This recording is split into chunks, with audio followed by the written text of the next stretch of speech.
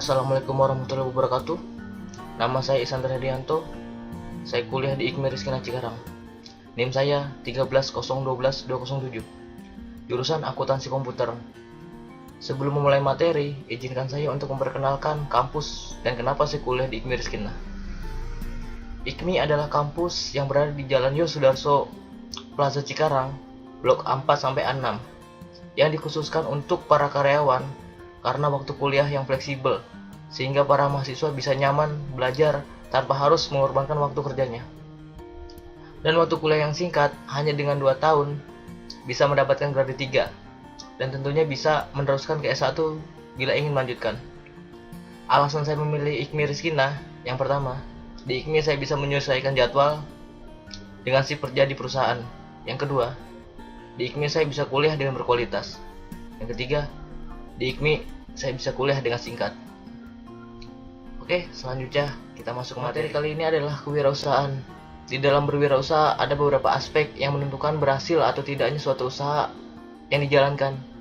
Di antaranya aspek modal, pengelolaan, maupun pemasaran. Modal bisa didapat dari berbagai cara, misalnya dengan modal yang kita punya sendiri ataupun dengan pinjaman. Oleh karena itu sangat dibutuhkan suatu kemitraan atau hubungan sosial yang baik dalam berwirausaha, karena terkadang dalam berwirausaha kita tidak dapat memulai sendiri karena kekurangan uang, sumber daya, maupun kreativitas. Oleh karena itu, kemitraan sangatlah dibutuhkan dan merupakan salah satu aspek yang penting dalam berwirausaha. Sedangkan mengenai pengelolaan dan manajemen, akan lebih baik bila kita menguasainya lebih jauh sebagai seorang wirausahawan. Karena aspek pengelolaan dan pemasaran merupakan salah satu yang memegang peranan penting dalam kewirausahaan. Menjadi seorang wirausahawan tidaklah mudah, dibutuhkan banyak skill, modal, dan manajemen yang baik. Tentunya kiat-kiat keberhasilan wirausaha dari para pakarnya akan sangat membantu bagi mereka yang ingin memulai usaha.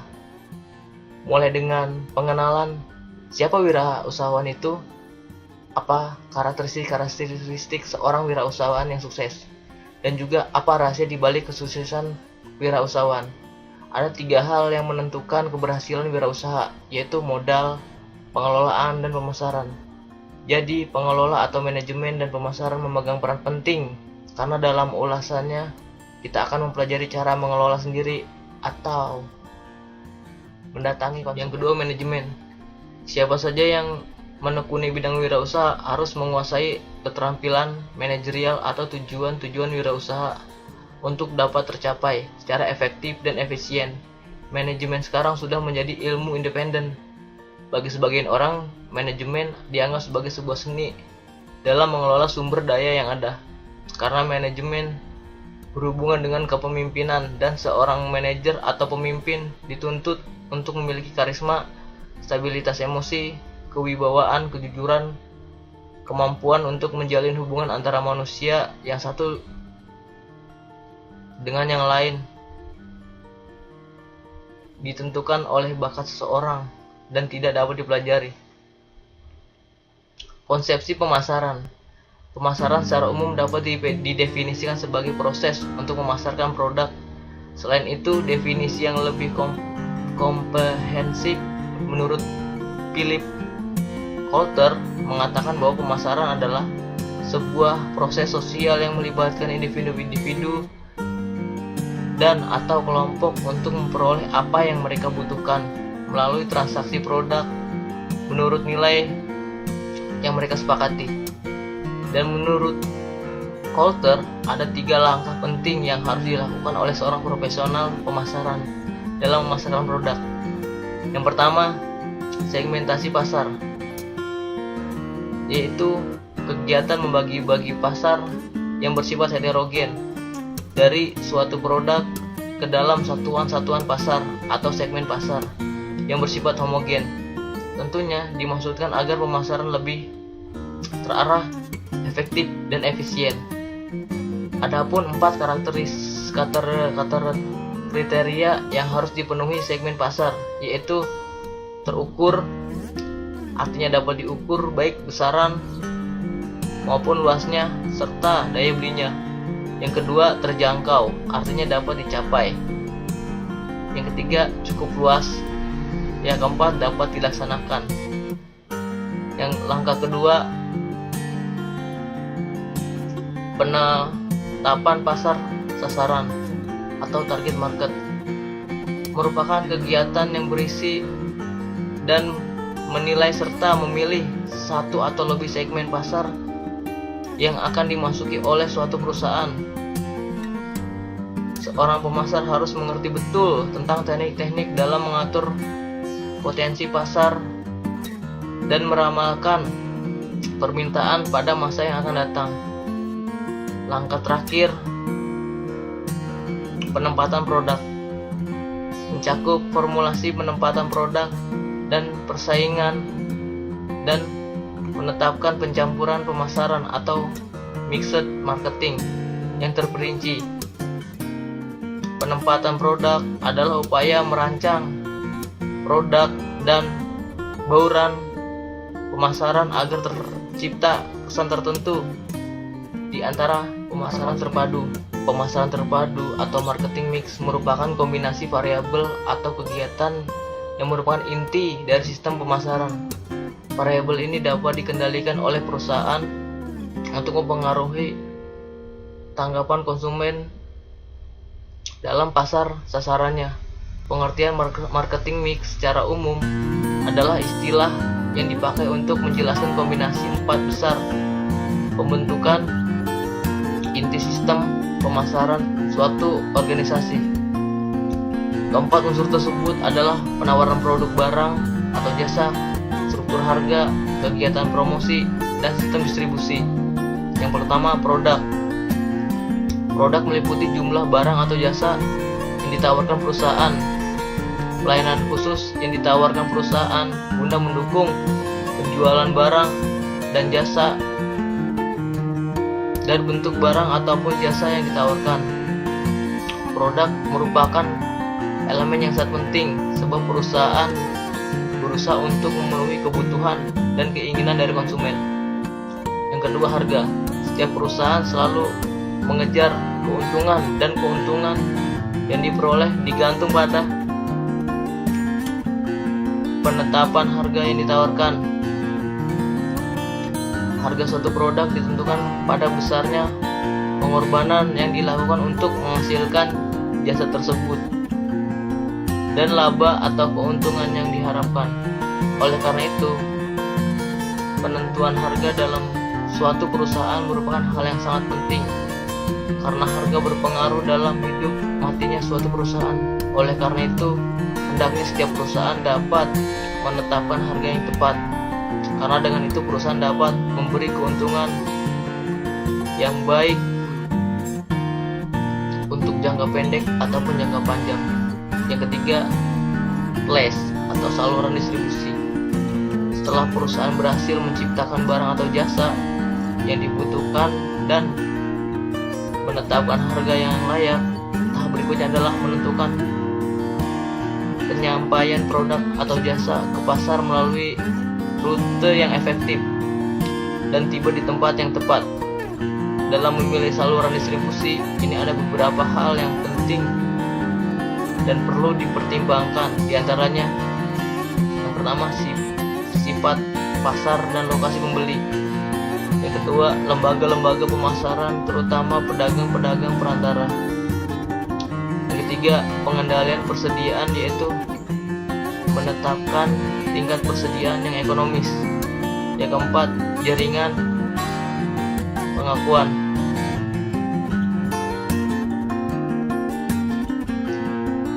Lalu yang terakhir, promosi atau promosian.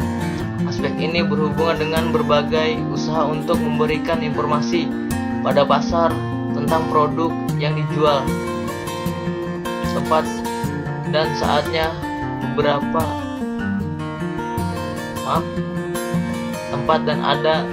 ada beberapa cara untuk menyebarkan informasi itu, yaitu periklanan. Periklanan ini dilakukan lewat surat kabar, radio, majalah, televisi, ataupun dalam bentuk poster yang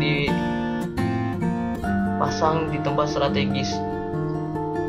Kedua, penjualan pribadi atau personal selling. Perusahaan melakukan kontak langsung dengan calon konsumen, contohnya door to door selling, mail order, telepon selling, dan direct selling. Promosi penjualan atau sales promotion merupakan penjajakan produk sedemikian rupa sehingga konsumen mudah untuk melihat dan tertarik.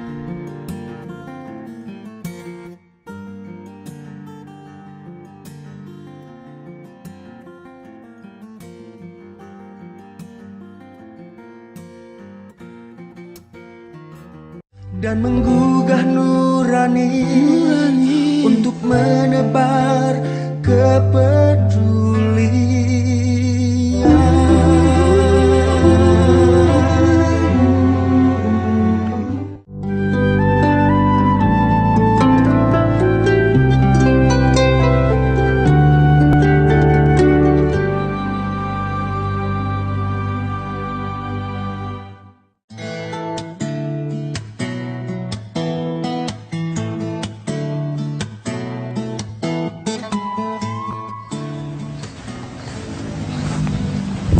Assalamualaikum warahmatullahi wabarakatuh, pemirsa PKPU TV Inspirasi Umat. Senang sekali saya, Desti Mulyaningsih, dapat berjumpa lagi dengan pemirsa dalam program acara Pintu Inspirasi. Program acara di PKPU TV yang selalu mengajak kita berbincang bersama para narasumber yang berhasil menyelami makna kehidupan. Pada episode kali ini, saya akan mengajak Anda berbincang dengan seorang pengusaha muda di bidang peternakan, dan dia adalah sarjana peternakan dari salah satu universitas ternama di Kota Bogor. Siapa dia? Dia adalah pemilik MT Farm atau yang disebut juga dengan Mitra Tani Farm. Kita akan ikuti setelah yang menginspirasi berikut ini. Kalau kita bicara agraris, berarti itu adanya di pedesaan, bukan di perkotaan. Berarti kalau Indonesia sebagai negara agraris, Indonesia itu akan maju itu dari desa.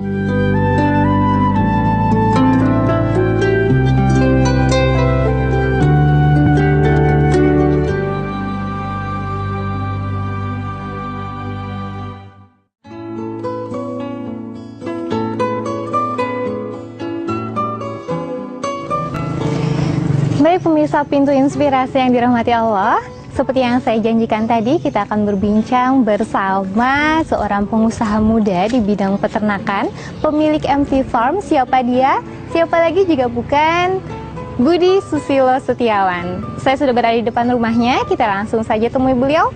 Ayo pemirsa.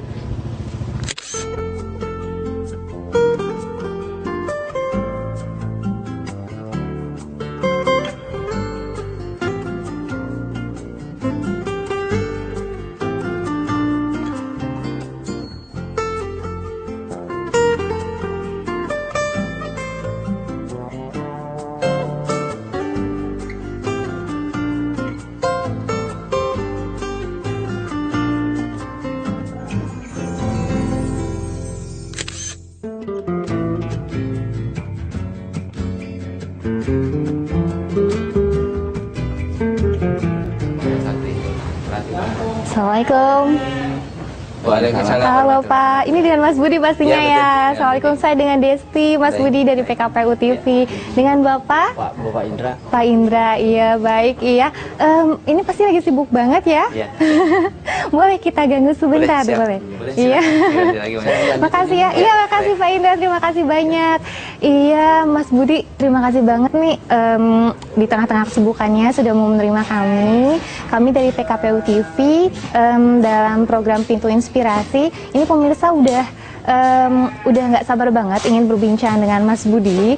Kita tahunya kan Mas Budi itu adalah lulusan salah satu universitas ternama di Bogor ya, dan sarjana peternakan juga. Dan sekarang berhasil mengaplikasikan ilmunya dengan mendirikan sebuah usaha namanya MT Farm, betul ya Mas Mitra Budi ya? Tani Farm, ya. Ah betul, Mitra Tani Farm ya pemirsa. Dan kita tuh pemirsa ingin banget tahu gimana kisah perjalanannya Mas Budi dari mulai lulus kuliah sampai bisa menjalankan usaha ini. Boleh ya kita berbincang-bincang dulu ya? Baik, iya. Pemirsa, ini dia Mas Budi yang sudah kita nanti-nantikan kebersamaannya bersama kita di Pintu Inspirasi. Mas Budi, kenapa nih seorang sarjana peternakan itu pasti inginnya membangun usaha peternakan juga ya, tapi kenapa sih memilihnya beraktivitasnya di pedesaan gitu?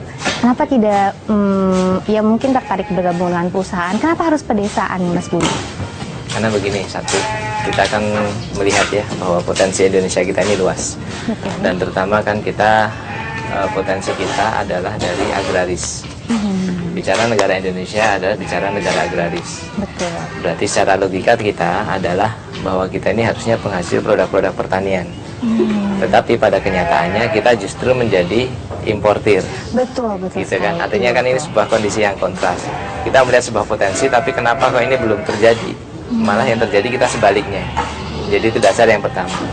Dan dasar yang kedua, artinya kalau kita bicara agraris, berarti itu adanya di pedesaan, bukan di perkotaan. Berarti kalau Indonesia sebagai negara agraris, Indonesia itu akan maju itu dari desa, bukan dari kota. Kota itu menjadi maju itu merupakan efek dari desa ketika sudah maju. Itu logika kami berpikir ya. Iya. Karena kita sebagai negara agraris, berarti kita adalah sebagai negara pertanian, dan pertanian adanya adalah di desa, bukan di kota. Jadi begitu. Itu ya Mas ya. Dan ini sudah berapa lama ini menjalankan usaha Mitra Tani Farm ini? Kalau kita merintis usaha di Domba ini dari pertengahan kuliah dulu, tahun 2002. 2002. Begitu kita lulus, ya. tahun 2004, ya kita melakukan usaha itu. Jadi dari tahun 2004 sampai dengan 2000 sekarang. Sampai sekarang ya. Oke, baik. Ini sudah bekerja sama dengan siapa saja nih? Maksudnya yang kita tahu Mitra Tani ya, namanya juga Mitra Tani. Pastinya mengajak banyak petani, terutama petani yang masih kecil mungkin skalanya, itu untuk bergabung di sini. Itu sudah bersama berapa mitra ini? Jadi begini, alhamdulillah kita sudah ada mitra mulai dari Jawa Timur, Jawa Tengah, dan juga Jawa Barat sendiri. Jadi kalau bicara program kita inti plasma. Jadi kami di sini menjadi inti.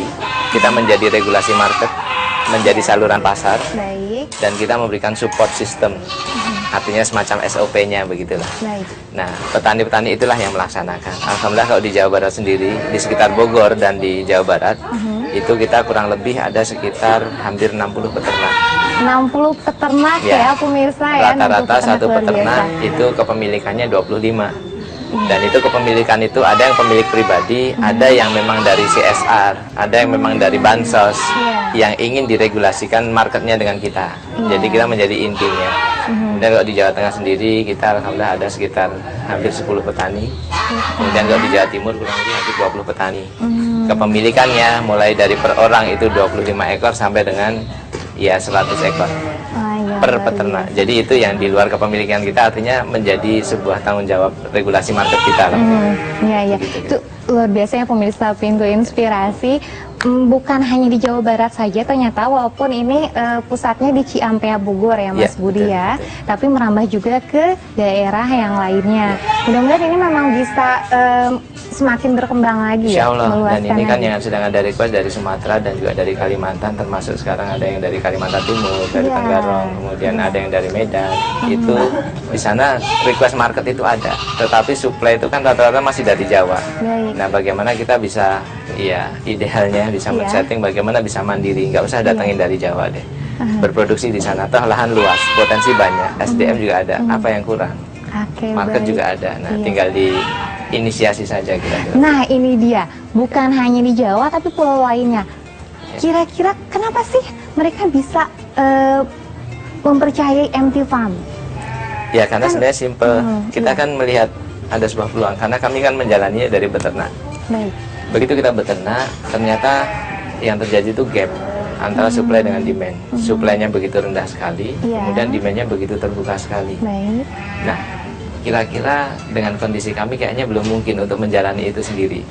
Terkait masalah pengawasan, terkait masalah modal, terkait masalah luasan lahan, banyak faktor. Sedangkan di sekitar kita ini banyak peternak yang notabene mereka ini bingung mau masarkannya kemana dan Oke. sistemnya bagaimana. Iya. Rata-rata marketnya hanyalah di kurban saja. Iya. Nah, sedangkan kita melihat nih ada potensi peluang yang bisa diisi oleh mereka-mereka, ya sudah kita kawinkan saja. Oke, baik. Bagaimana kita bisa saling bermutualisme? Kita ada market, kita ada support system, ada SOP-nya. Betul. Bapak-bapak peternak itu mereka punya kegiatan ingin beternak, mereka punya ternak tapi kadang bingung marketnya kemana. Iya, betul. Sebenarnya itu aja sih, Mbak. Berarti memang Pengoptimalan berusaha potensi itu- saja sih. Iya. Betul-betul. Dan menurut saya itu memang harus cerdas ya, Iya. Pak Mas Budi ya. Iya, Mas Budi, kita akan mendengarkan dulu Iya. sedikit cuplikan, video cuplikan dari keluarganya Mas Budi ini tentang Mas Budi ini seperti apa. Pemirsa, kita saksikan ya.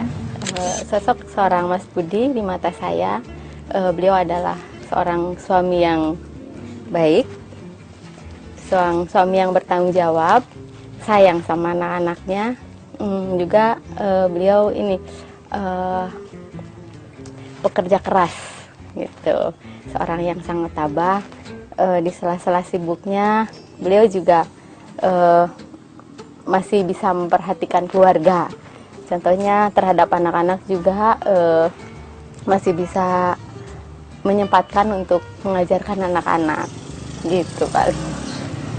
Kalau Mas Budi sebagai seorang pengusaha, seperti tadi saya bilang, beliau adalah sebagai seorang suami yang bertanggung jawab juga terhadap pekerjaannya. Beliau itu sangat pekerja keras, dan apabila ada masalah atau sesuatu yang di dalam usaha itu mengalami penurunan omset misalkan atau apa, beliau tetap tabah. Iya, pemirsa, itu dia bagaimana kesannya keluarga dari Mas Budi tentang Mas Budi sendiri. Yang tadi itu istri ya, Mas Budi ya? Iya. Kita namanya Mbak Siti atau? Iya, Siti Aisyah. Ah iya, Mbak Siti Aisyah ya. Alhamdulillah, ternyata memang seorang Mas Budi ini bukan hanya pekerja yang ulet, tapi juga seorang ayah yang begitu penyayang terhadap 3 putrinya, betul ya Mas Budi ya? Alhamdulillah. Iya, dan pemirsa ternyata sepertinya saya bisa melihat hubungannya ya. Ketika memang seseorang itu di keluarganya harmonis dan dia biasanya bisa mengaplikasikannya juga ke dalam pekerjaan. Ya, kita bisa lihat Mas Budi ini berhasil mengajak petani-petani kecil untuk bermitra dengan Mitra Tani Farm seperti itu. Dan tentunya Mas Budi ini tidak lupa untuk berbagi kebahagiaannya atau berbagi ilmunya dengan para petani tersebut. Kalau menurut Mas Budi sendiri, apa sih yang bisa Mas Budi bagi atau yang bisa Mas Budi ya mungkin sedekahkan? Sedekah itu kan bukan hanya uang saja Mas Budi ya, melalui usaha ini. Ya, jadi kan kalau bicara berbagi, jadi ingat firman ya, yang selalu saya ingat itu di dalam surat Al-Asr. Iya. Jadi kita tidak akan rugi, artinya kita akan beruntung Iya. selalu ketika kita melakukan 4 hal. Baik itu dalam kehidupan maupun dalam usaha, kita akan selalu untung, akan selalu sukses ketika kita melakukan 4 hal ini. Pertama, kita punya keyakinan, punya keimanan ya. Kemudian kita beramal soleh, artinya berbuat seoptimal mungkin. Dan yang ketiga, watawasau bil haq, artinya ya saling menasihati dengan kebenaran. Betul. Kemudian watawasau bis sabr, saling menasihati dengan kesabaran. Nah, artinya kan ini menjadi bagian untuk kesuksesan. Bagaimana kita bisa berbagi kan, baik itu dengan kita bagaimana sih beternak yang ideal, Betul. bagaimana sih beternak yang benar, itu kan juga termasuk salah satu sedekah ilmiah. Kemudian yang kedua yang menjadi orientasi kami adalah ada yang sifatnya itu memang instan. Misalnya kalau memang dia butuh bantuan secara materi, insya Allah kita juga ada alokasi itu. Baik. Tetapi kan tidak selamanya seperti itu. Betul. Jadi bagaimana dengan donasi pancing misalnya? Ada petani kita tanya, Bapak kenapa pengen hasil berapa sebulan? Misalnya pengen UMR lah. Oh berarti harus merawat domba sekian. Mau nggak Bapak merawat? Nanti per periode panen per 3 bulan kita yang ambil. Jadi dari hasil selisih kenaikan bobot itu mereka kan akan dapat hasil. Dan itu akan lebih bermanfaat untuk mereka. Ya, jadi bukan dengan sebuah mendapatkan yang konsumtif, tetapi mereka mendapatkan yang produktif. Betul. Gitu. Jadi bukan dengan tangan di bawah, tetapi bisa dengan tangan di atas. Baik, iya luar biasa. Intinya selalu berbagi ya pemirsa Pintu Inspirasi. Baiklah Mas Budi, kita akan lanjutkan kembali. Tentunya ketika menjalankan usaha ada saja masalah ya pastinya ya. Tapi kita tidak akan bahas di sini, kita akan bahas setelah yang menginspirasi berikut ini. Balik ke tadi, bagaimana di surat wal asri tadi. Satu, kita kan harus punya keyakinan bahwa tugas kita ini hanya mempunyai niat yang baik, punya keyakinan yang baik. Madrasah abdi kentengna balalocor, bilikna barolong, upami belajar jadi keganggu. Ayeuna sumping bantuan, abdi sadaya ngiringa bantos, ngabangun madrasah.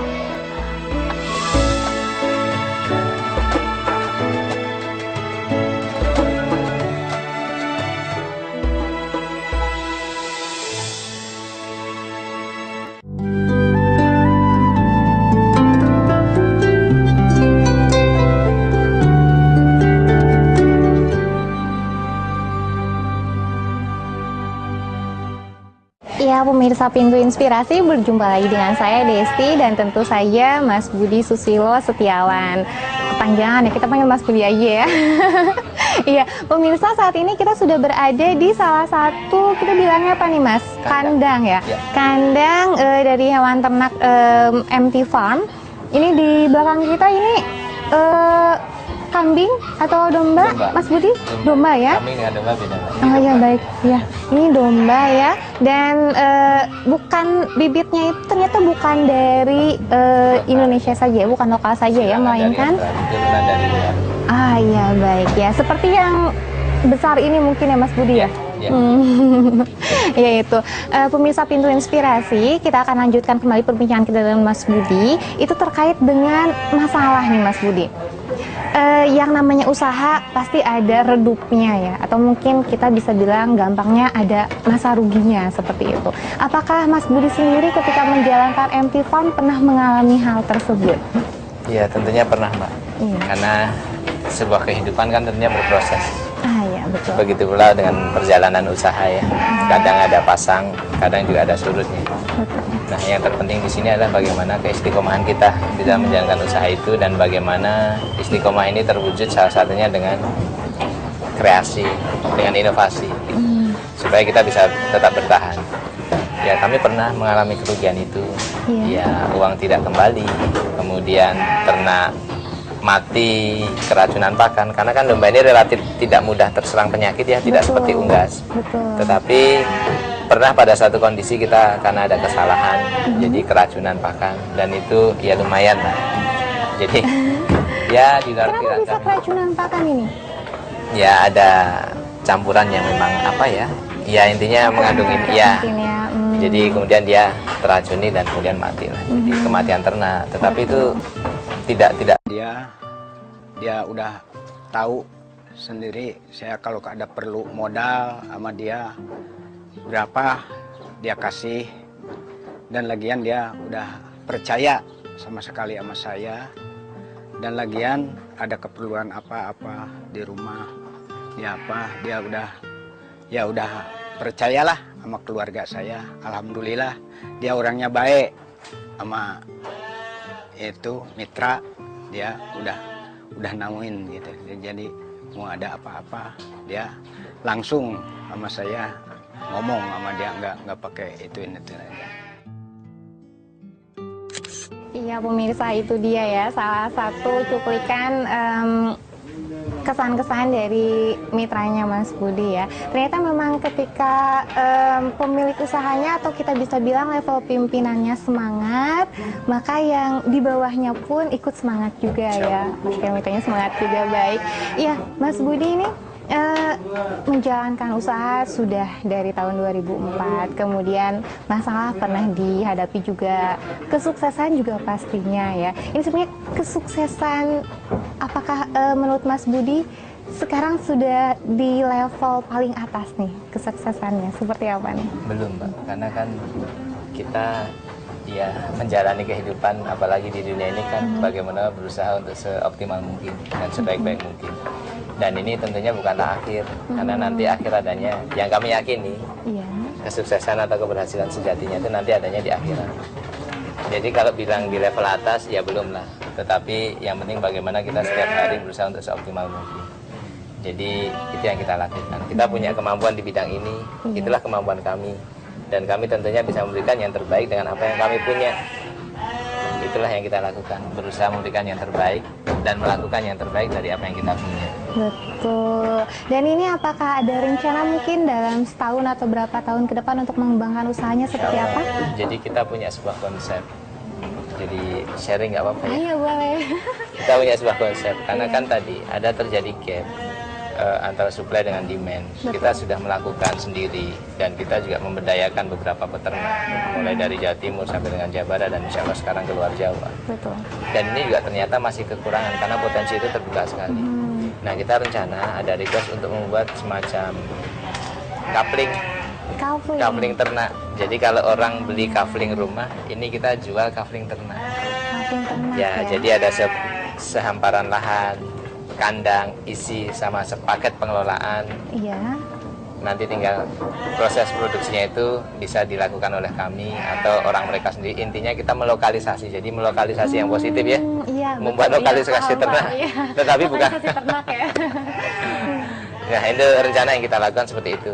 Ini Ya. akan mulai diluncurkan kapan ini? Insya Allah kita sedang konsep bahas itu semuanya di 2014 ini. Mudah-mudahan bisa berlangsung di akhir tahun ini. Amin. Ya, kita doakan saja Amin. pemirsa Pintu Inspirasi ya. Jangan-jangan pemirsa juga ada yang ingin bermitra untuk lokalisasi ternak tersebut ya. Karena kan sudah ramai apartemen, sudah Iya, ramai betul. properti, kita bikinlah properti agrobisnis begitu. Coupling ternak, betul ya. Oke, Mas Budi, kita akan lanjutkan lagi Baik, segmen baik, berikutnya siap. setelah yang menginspirasi berikut ini. Usaha di bidang agrobisnis sesuai dengan karakter bangsa Indonesia. Karena Indonesia tadi agraris, berarti kan karakter bangsa kita ini adalah pertanian. Alhamdulillah sudah. Alhamdulillah sudah. Alhamdulillah sudah.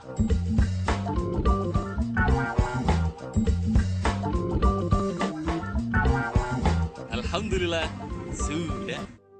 Penghasilan yang Anda terima, tabungan, deposito yang Anda simpan, perhiasan, perniagaan, investasi adalah harta Anda yang harus dijakati. Harta yang kita miliki ada bagian untuk orang yang membutuhkan. Salurkan zakat Anda melalui lembaga terpercaya PKPU.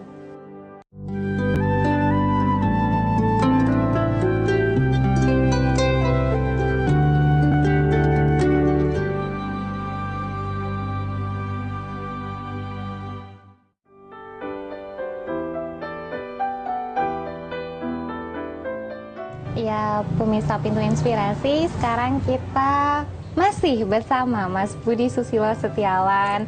Ya, Mas Budi, ini sekarang kita ada di bagian rumah sebelah mana nih? Teras samping rumah. Di terasnya. Sejuk banget ya. Emang seperti ini Mas Budi, kondisi kawasan Bogor itu selalu sejuk seperti ini? Insya Allah. Ya, alhamdulillah. Rata-rata begitu. Iya, iya. Dan mungkin itu termasuk yang membuat peternakannya sukses karena cuaca juga. Amin, insya Allah itu salah satu pendukungnya. Oh iya, baik ya. Pemirsa, kita sudah menggali banyak sekali inspirasi dari Mas Budi ini ya. Bagaimana usahanya yang penuh dengan keyakinan, beliau jalankannya dengan usaha yang sungguh-sungguh, akhirnya bisa mencapai kesuksesan. Dan tentu saja tidak puas dengan step kesuksesan yang telah dicapai, tapi tetap harus ada evaluasi ya Mas Budi ya, dan selalu istiqomah dalam menjalankan usaha. Itu bisa menjadi pelajaran bagi kita semua ya Mas Budi ya tentunya ya.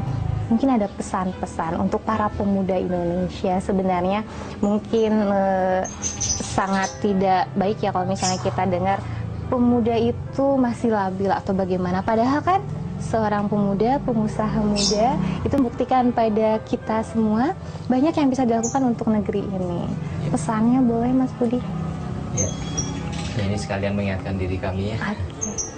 Jadi agama kita mengajarkan bahwa kita ini kan sebagai umat Islam harus produktif. Betul. Dan usaha di bidang agrobisnis sesuai dengan karakter bangsa Indonesia. Karena Indonesia tadi agraris, berarti kan karakter bangsa kita ini adalah pertanian. Betul, betul. Dan pertanian itu salah satu bidang yang erat atau dekat kaitannya dengan filosofi agama adalah bidang pertanian. Kenapa? Karena dia mengajarkan produktif. Contoh, kalau kita ingin makan nasi, orang tua kita dulu kan mencontohkan harus nanam padi dulu. Betul. Setelah nanam padi itu pun juga belum cukup, harus dirawat, dipupuk, kemudian harus di pestisida mungkin ya, atau intinya harus dijaga lah gitu ya. Baru nanti setelah itu pun sudah dilakukan juga belum tentu berhasil karena ada faktor kehendak Tuhan. Karena kan kesuksesan itu kan perpaduan antara usaha yang serius dan kehendak ilahi. Tugas kita kan adalah berusaha yang seserius mungkin kan. Nah, seorang petani menanam padi, kemudian dia merawatnya, memanennya, baru bisa menikmati hasilnya. Jadi, filosofi di agrobisnis ini sama dengan filosofi di agama. Mengajarkan umatnya untuk berproduktif, jangan buat konsumtif. Sedangkan kita ini kebanyakan sekarang ini, apalagi sebagai pemuda, kita budayanya adalah budaya yang konsumtif. Budaya instan, pengen segala sesuatu itu cepat berhasil, cepat kaya, cepat maju, tanpa ingin melalui sebuah proses. Padahal semuanya itu dilalui dengan by proses. Islam mengajarkan begitu. Dan di pertanian filosofinya begitu. Kita mau panen kambing, pengemukan dulu. Mau dapat bakalan, pengembangbiakan dulu. Jadi ya itulah yang dicontohkan oleh Rasul-Rasul dahulu, nabi-nabi kita dahulu. Ternyata sebelum mereka diutus untuk menjadi nabi itu rata-rata mereka selain berdagang mereka adalah beternak. Betul. Kenapa? Dengan seekor makhluk yang tidak bisa diajak ngobrol saja disuruh untuk mengerti. Iya. Apalagi dengan sesama makhluk yang bisa diajak untuk berkomunikasi. Artinya harus lebih mengerti. Jadi tempaan untuk menjadi seorang pemimpin, tempaan untuk menjadi seorang panutan, itu salah satunya adalah dengan media beternak. Mengembangkan usaha iya, penempaan diri, kesabaran iya, ketekunan iya, empati juga iya. Barulah beliau-beliau ini, Rasul-Rasul kita itu diangkatlah menjadi pemimpin. Karena beternak, termasuk bertani juga, itu merupakan basic penempaan diri, mentalitas. Kemudian berdagang untuk lebih memajukan lagi, baru beliau-beliau ini berdakwah. Baik ya. Jadi untuk pemuda Indonesia, termasuk saya juga ya, kita harus menjadi pemuda yang produktif ya. Iya, Mas Budi, sebelum kita lanjutkan, ini ada sedikit cuplikan lagi bagaimana kesannya pegawai Mas Budi ini di MT Farm tentang Mas Budi. Pemirsa, kita saksikan terlebih dahulu. Kalau Mas Budi orangnya baik sama saya, orangnya pengertian, dermawan, jangankan sama saya, dia sama lingkungan pun orangnya baik. Dan udah gitu, kalau mau saya ingat-ingat masa lalu itu, Mas Budi orangnya nggak bisa saya terlupakan. Karena dia berjasa banget sama keluarga saya. Itu dari awal anak saya sakit, sampai pulangnya dia yang biayain, sama dia, pokoknya semuanya aja dia yang biayain. Sampai tahlilannya pun dia yang masih biayain sampai 40 harian. Iya teh, gitu kalau untuk Bapak Budi gitu. Makanya saya kerja di sini Saya yang paling lama di sini, saya betah aja di sini karena udah nggak saya anggap bos lagi kalau Bapak Budi itu, udah saya anggap saudara keluarganya. Yang di Jawanya Mas Budi, yang di Bandungnya keluarga istrinya itu udah saya anggap saudara saya. Iya, Mas Budi, kami dengar juga MT Farm ini sempat bekerja sama dengan PKPU ya, dan masih ya? Masih. Iya, masih. Itu awalnya dari tahun berapa mengenal Tahun PKPU? 2010 ya kita bekerja sama. 2010, iya. Program Itu jadi kita sebagai training center. Jadi bagaimana bakal peternak PKPU itu sebelum mereka beternak, training centernya di sini dulu. Kemudian yang keduanya kadang dipakai untuk acara-acara seperti kemah yatim nasional atau apa di sinilah gitu ya. Nah itu yang pertama. Kemudian yang keduanya kita juga ada program dengan PKPU itu domba yatim. Jadi bagaimana domba itu digunakan untuk usaha, kemudian hasilnya untuk donasi ke yatim. Nah dan itu mereka yang ibaratnya yang punya dombanya lah gitu ya. Dan kemudian yang ketiga adalah program duafa. Jadi domba dengan duafa, tapi kita sebagai intinya atau kita sebagai pendampingnya lah kira-kira begitu. Baik, iya luar biasa ya. Memang kemitraan bisa dijalin dengan siapa saja, termasuk salah satunya PKPU ya pemirsa ya. Ini untuk PKPU sendiri mungkin ada masukan dari Mas Budi, apa yang perlu ditingkatkan kembali? Ya, satu keistiqomahan untuk selalu menggarap program-program yang terutama di bidang agrobisnis. Betul. Salah satunya peternakan, karena ya itu bidang yang tidak bisa kita tinggalkan karena itu menjadi karakter bangsa kita ya. Betul. Sehingga ya wallah alam siapa tahu dari PKPU justru bisa menginisiasi entah pemerintah atau entah swasta untuk bersama-sama membangkitkan sektor agrobisnis.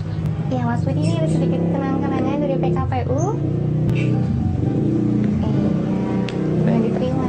Terima kasih. Ya.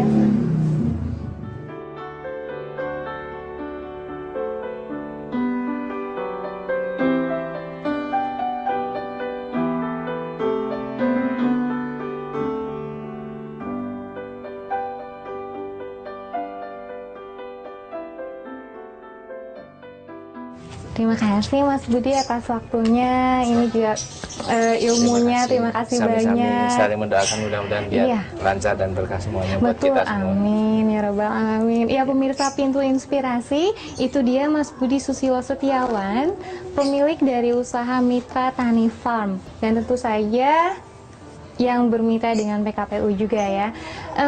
Pemirsa, itu dia inspirasi-inspirasi yang telah kita gali dari Mas Budi. Jangan lupa untuk menjadi seorang pemuda yang tetap produktif ketika menjalankan usaha, tetap yakin, harus yakin. Kemudian usaha jalankan sebaik-baiknya, lakukan evaluasi dan tentu saja harus istiqomah. Betul ya Mas Budi ya? Insya Allah. Terima kasih Mas Budi sekali lagi. Pemirsa, semoga kita mendapatkan banyak inspirasi di hari ini. Berjumpa dengan saya, Desti Mulyaningsih, dan kru yang bertugas. Mengucapkan terima kasih. Assalamualaikum warahmatullahi wabarakatuh. Salam.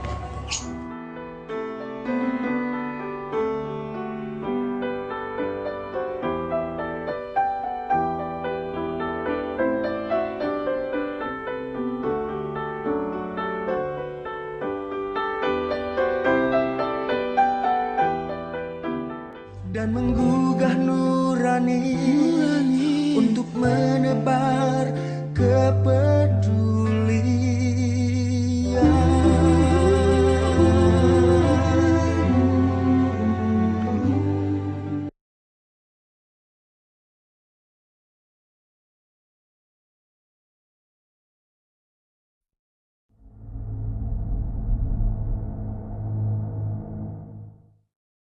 Assalamualaikum warahmatullahi wabarakatuh. Saudaraku seiman dan seakidah. Seringkali Anda bertanya,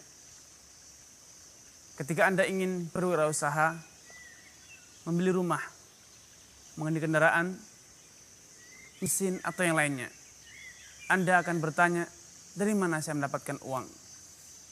Modalnya dari mana saya dapat? Kalau saya tidak dibenarkan untuk menggunakan pinjaman dari bank yang menggunakan bunga, lalu dari mana lagi saya akan mendapatkan modal yang dapat saya gunakan untuk wirausaha atau membeli rumah atau yang lainnya. Seringkali Anda beranggap berarti pupuslah impian saya untuk menjadi seorang pengusaha, untuk memiliki rumah impian, kendaraan yang saya harapkan, atau mesin yang saya inginkan. Kalau tidak menggunakan pinjaman dari bank, lalu dari mana lagi? Pesimis. Seakan yang memiliki uang hanyalah bank. Seakan kalau tanpa bank, kiamatlah dunia Anda. Harapan Anda, cita-cita Anda ada di tangan para bankir. Harapan Anda hanya ada di belakang, cita-cita Anda hanya ada di belakang pintu perbankan. Tidak demikian. Percayalah, Allah Subhanahu wa taala, pintu rezeki Allah Subhanahu wa taala tidak pernah habis, tidak pernah tertutup. Pintu rezeki Allah Subhanahu wa taala ada di mana-mana. Karenanya dinyatakan oleh banyak para pakar mengatakan bahwa kewirausahaan itu adalah pola pikir dan bukanlah uang. Kewirausahaan itu bukanlah keturunan, namun ialah bagaimana Anda memandang sebuah peluang sebagai peluang. Abdurrahman Ibnu Auf radhiyallahu ta'ala anhu sebelumnya adalah seorang saudagar kaya raya di kota Mekah. Namun karena tuntutan berhijrah di jalan Allah, meninggalkan kampung halamannya Mekah, tinggal di kota Madinah, maka beliau tinggalkan semua kekayaan dia di kota Mekah demi menyelamatkan imannya, demi dapat hidup berdampingan selalu bersama Rasulullah SAW. Sehingga ketika tiba di kota Madinah, beliau tidak memiliki kekayaan apapun. Beliau datang hanya berbekalkan pakaian yang melekat di tubuhnya. Namun strategi yang ditempuh Rasulullah SAW kala itu, beliau setiap 2 orang sahabat, satu dari Muhajirin Ansar, satu dari Ansar, dipersaudarakan agar mereka saling bantu-membantu, bahu-membahu. Kebetulan sahabat Abdurrahman bin Auf dipersaudarakan dengan sahabat Sa'ad bin Rabi yang kala itu memiliki harta yang melimpah, memiliki 2 istri. Beliau mengatakan, "Wahai Abdurrahman, aku memiliki 2 istri, kalau engkau mau akan aku ceraikan 1 darinya. Dan bila telah selesai masa iddahnya, silahkan kau nikahi 1 darinya. Aku memiliki harta, bila engkau mau akan aku bagi 2, silahkan engkau ambil separuhnya." Subhanallah, seorang pengusaha ulung Abdurrahman bin Auf menolak dua-duanya dan mengatakan, "Barakallahu laka fi ahlika wa fi malik." Semoga Allah Subhanahu wa taala memberkahi hartamu, memberkahi keluargamu. Namun satu saja permintaanku, dullannya ala suq, tunjukkan kepadaku di mana letak pasar.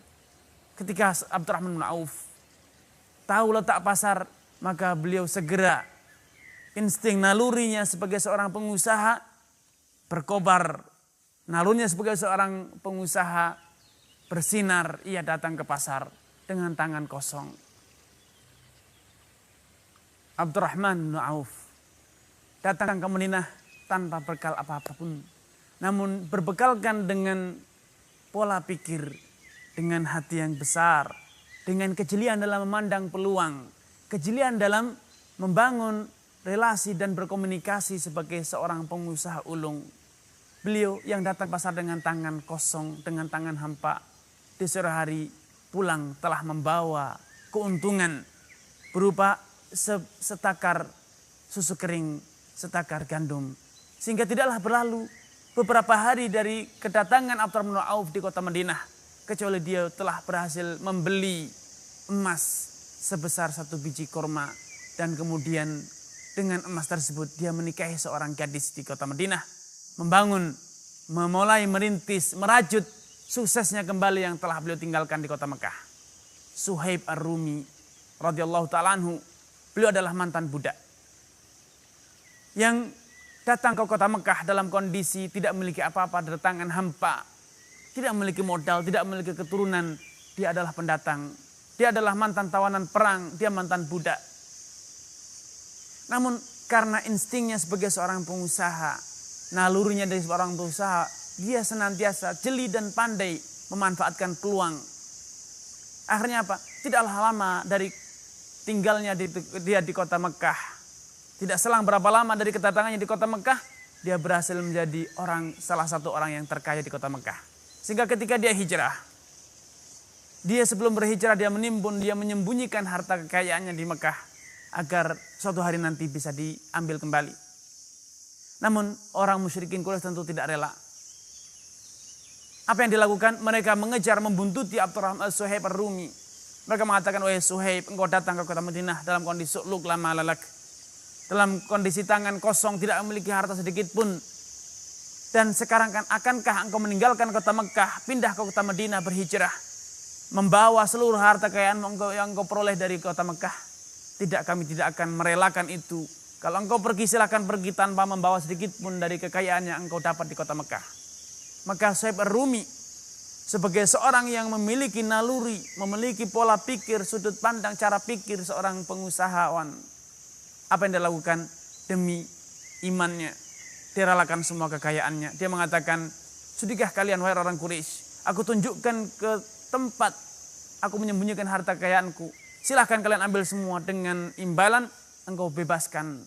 Engkau biarkan aku melenggang pergi ke kota Madinah, berhijrah bersama Rasulullah SAW. Maka dia pergi ke kota Madinah dengan tangan hampa kembali. Namun subhanallah, tidaklah berlalu berapa lama, kecuali Suhaib Ar-Rumi pun kembali memiliki, berhasil mendapatkan kekayaannya kembali. Sehingga Anda bila mulai muncul keinginan hasrat untuk menjadi seorang pengusaha, mengukir sukses melalui dunia usaha, jangan berpikir tentang modal. Janganlah menggantungkan impian Anda dengan keturunan.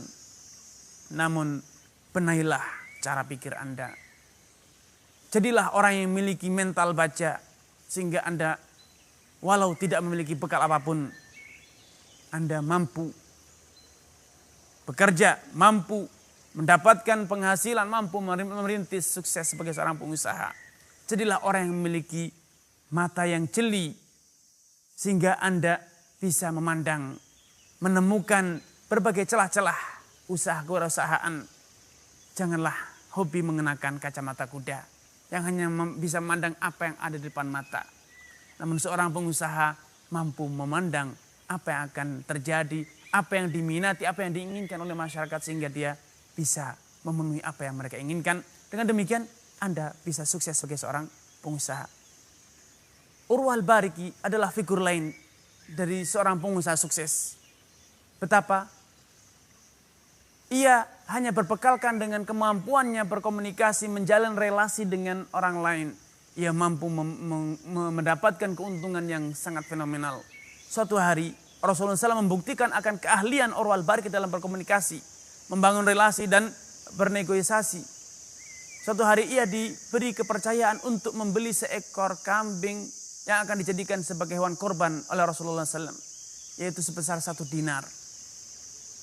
Ia dipercaya untuk membeli seekor kambing dengan 1 dinar. Namun karena kepiawaian Urwah Al-Bariki dalam berkomunikasi, bernegosiasi, ia dengan berbekalkan 1 dinar mampu membeli 2 ekor kambing.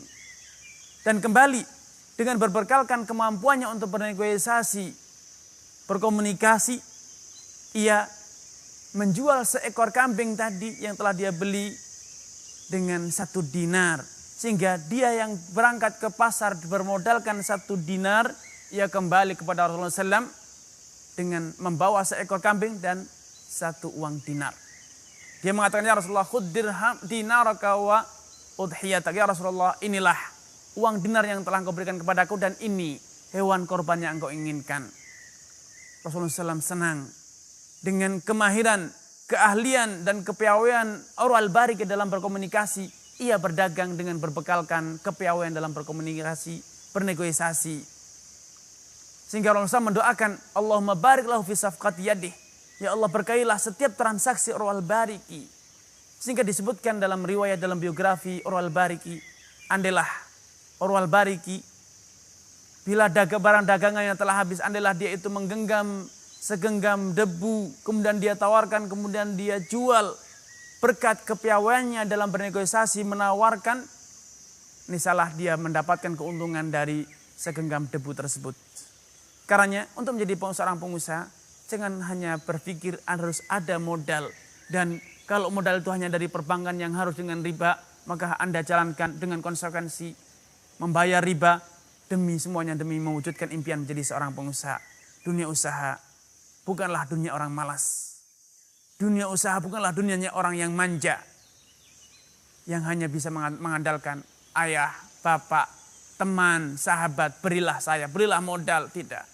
Indonesia adalah dunia orang yang cerdas, dunia orang-orang yang jeli memandang peluang, dunia orang yang pantang menyerah, gigih, ulet, dan dunia orang yang terus mau belajar dan terus belajar. Karenanya belajarlah bagaimana Anda bernegosiasi, berkomunikasi, bagaimana Anda membangun relasi, bagaimana Anda membangun kepercayaan, sehingga kalaupun Anda tidak memiliki modal, Anda tidak memiliki dana yang cukup, berbekalkan dengan kepayawan Anda bernegosiasi, berkomunikasi, kemampuan Anda dalam membangun relasi, kepercayaan orang kepada Anda, amanah Anda akan mampu membangun dinasti sukses bisnis Anda, akan mampu membangun bisnis Anda bukan hanya kecil namun besar, sebagaimana yang dilakukan oleh Abdurrahman bin Auf. Dia hanya berbekalkan dengan tangan hampa, namun dia tidaklah Rasulullah SAW meninggal dunia kecuali Abdurrahman bin Auf menjadi salah satu orang terkaya di kota Madinah. Beliau datang dengan tangan hampa, namun kepiawaiannya dalam berniaga, semangatnya, nalurinya sebagai seorang pengusaha mampu menjadikan dia melampaui kebanyakan tuan-tuan tanah yang ada di kota Madinah kala itu. Sehingga tidaklah berlalu sekitar 10 tahun kecuali Abdurrahman bin Auf telah menjadi orang yang terkaya di kota Madinah. Semoga kata-kata singkat sederhana ini memotivasi Anda merubah sudut pandang Anda tentang kewirausahaan, sehingga Anda terus belajar, mampu bagaimana Anda menajamkan pandangan Anda sehingga mampu melihat, menerawang peluang usaha, sebagaimana Anda juga terdorong untuk belajar bagaimana berkomunikasi, membangun relasi, dan bagaimana Anda bernegosiasi yang baik sehingga Anda bisa menjadi pengusaha yang sukses. Dan semoga ini juga menjadi motivasi bagi Anda untuk bisa membangun amanah kepercayaan. Dengan berbekalkan kepercayaan orang, percayalah Anda mampu membangun sukses dalam berniaga. Wassalamualaikum warahmatullahi wabarakatuh.